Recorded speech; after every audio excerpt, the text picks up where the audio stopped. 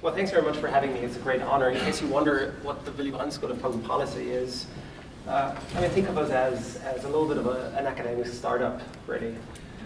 Obviously, the aspiration is to get where Minds is. So I guess for the next 150 years, we have quite a job to do. What I'll try and think about or talk to you about the next couple of minutes is essentially how to think about what we've heard in terms of geopolitics. So the German government had asked a couple of people a while back, a year ago, to do just that. So they asked a couple of people, including Morgan and myself and a bunch of other people, to get their heads around what the energy transition does to geopolitics and what geopolitics might do to the energy transition. And what we came up with is a bunch of scenarios, but those are scenarios that look a lot more into the foreign policy implications of what we have just heard. So let me maybe just walk you quickly through what we came up with.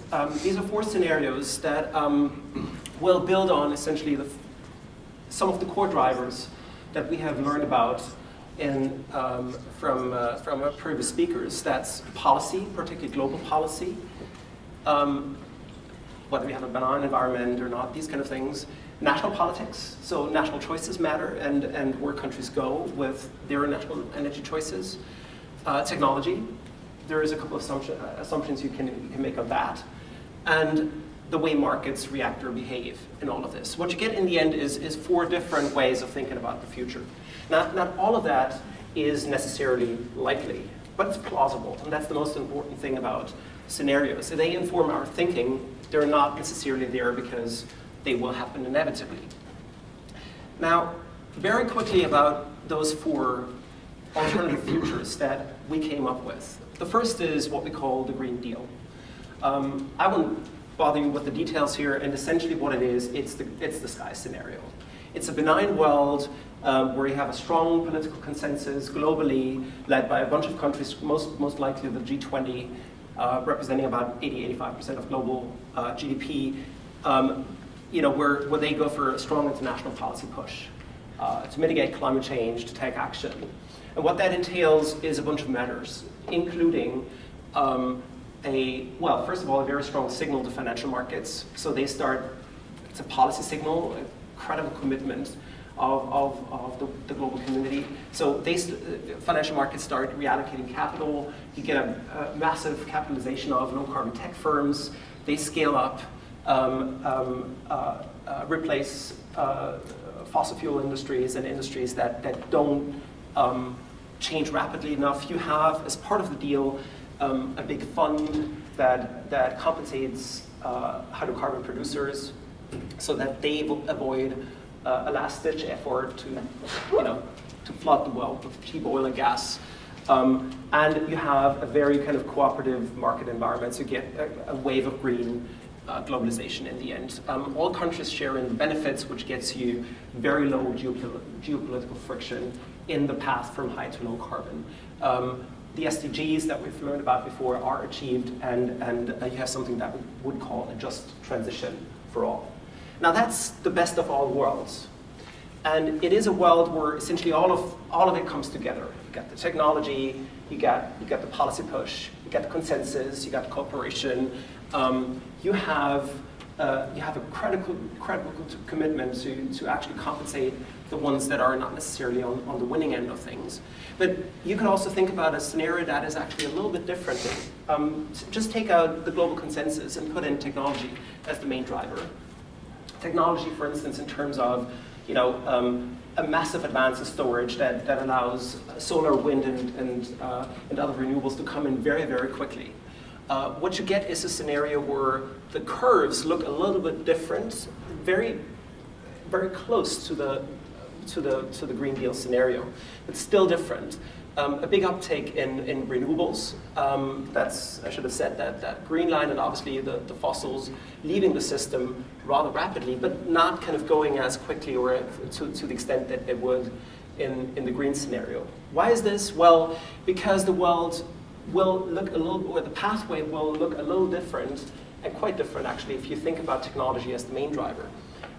So the first question is, where would technology scale up? And the obvious answer is, well, there is a big market. That's the US, a $19 trillion economy and bigger going forward. That's China, $12 trillion economy and bigger going forward. And these are markets that are not only integrated, but also have a very kind of elaborate innovation ecosystem. So that's where you would expect such a technology push. Now, with that, you get new kind of tech giants. We just put Google and State Grid of China in here, but you can take any other. These are just placeholders. The point is, you get new dominant players, and they become part of what people would now call industrial strategy. So less cooperation or a less benign environment when it comes to sharing in technology, more the thinking, more states thinking about how to keep technology at home, how to control value chains and supply chains, how to keep the added value mostly where the technology is, and that means you get a world that fractures into camps. Those camps become rivals on things that we've learned about before, rare earth materials, and other things that you need to advance technology in low carbon and to keep your technological advantage. It also means that you exclude certain regions, particularly the developing world, that is not among the tech leaders, but also might have problems attracting the capital and the know-how under such circumstances. So in the end, what you get is what we call a clean tech Cold War. That's a bit of an exaggeration probably, but at least you get tensions coming in on a global scale. That scenario is not only bad news for developing countries because of them not necessarily having access to the stuff that you need to decarbonize going forward, particularly in places where you have a lot of population growth, and that's notably in the developing world, but also it is also bad news for oil producers because this is rapid progress, and those producer states that are dominating at the moment might not be able to adjust in time. Now, a third scenario that we came up with puts domestic politics into the driving seat. And that scenario is one where we call it dirty nationalism, where essentially where populists come to power. In the major democratic countries, including the US, most of Europe, India, and other places that matter just for sheer economic size and population. What you get in the end is a scenario where the dirty stuff stays in and the renewables don't scale up. Why is this? Well, it's for a couple of reasons. First of all, non-cooperative behavior. You have a lot of protectionism going on. Countries focus on what they have. Fossil fuels at home, they try and develop them. Renewables come in as well. We've heard this in the rivalry scenario. It kind of comes close to that probably. But because you have a more fragmented market globally, because you don't have, well, Ricardo cannot do his magic in the end, right? Because you have a lot of protectionism going on. That means the technology cannot scale up to the extent that you would need it. So you have a lower learning curve in renewables. And all of that also means that you have rivalries and undermining multilateral institutions, Paris Agreement, UNFCCC, all the rest of it. It just goes away. So what you get is unmitigated climate change with everything that comes with it.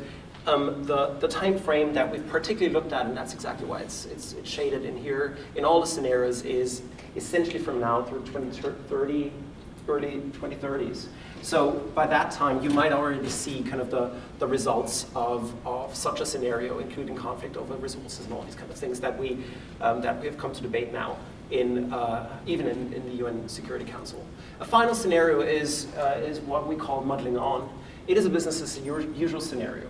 A business as usual scenario that in the end, would assume that all the stuff, the interesting stuff that's going on, keeps on going on.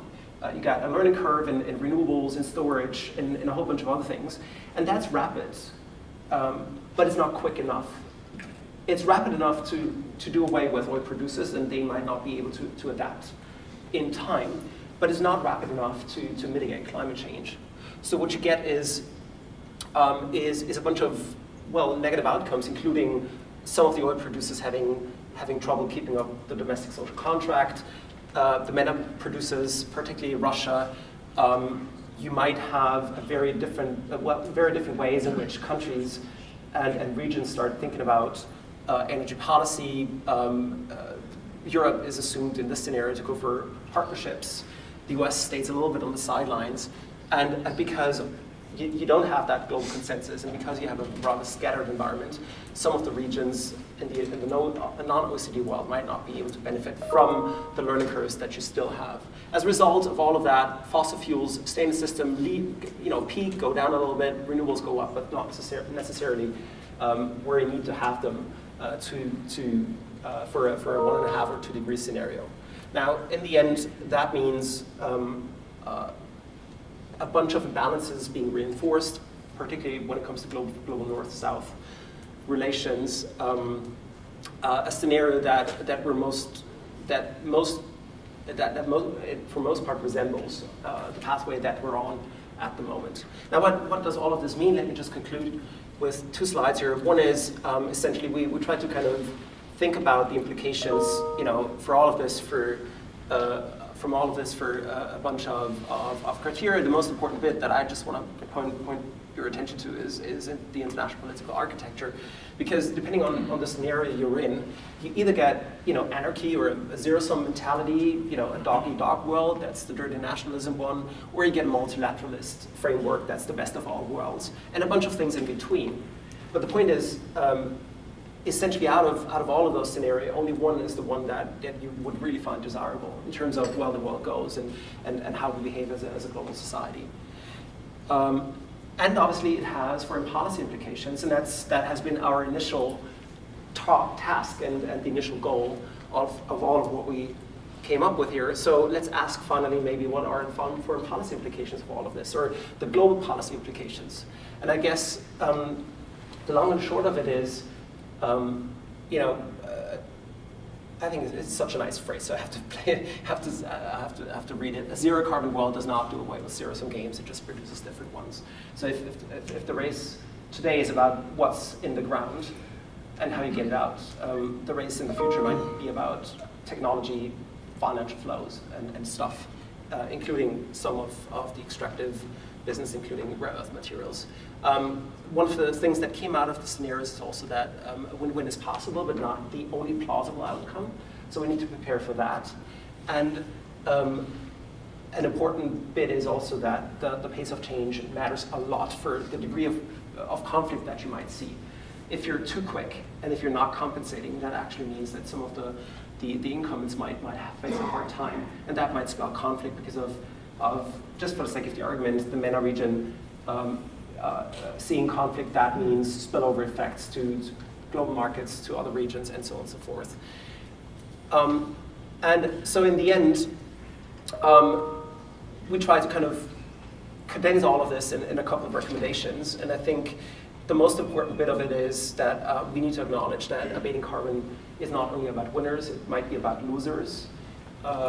There is a very important bit of preparing for all of this is to think not only about the end result, the end game, where you want to be, but also how you get there. So it's about the pathways and how you manage them. So it's a lot about transition management and thinking about transitions management not only in terms of your domestic energy systems, but also in terms of global policy. And then the one thought that came out of all of this in the end also is, why pretend we don't know transition? We know transition. We have been through transitions. We have been through massive energy transitions in the past. We have seen transitions from plant to markets. We have seen transitions from authoritarian regimes to democracy, and we can draw lessons from these transitions. They're not necessarily all unique. So doing that might help us in addressing some of the concerns and some of the challenges that we identified in the scenarios. And with that, I think I just conclude. Thank you very much.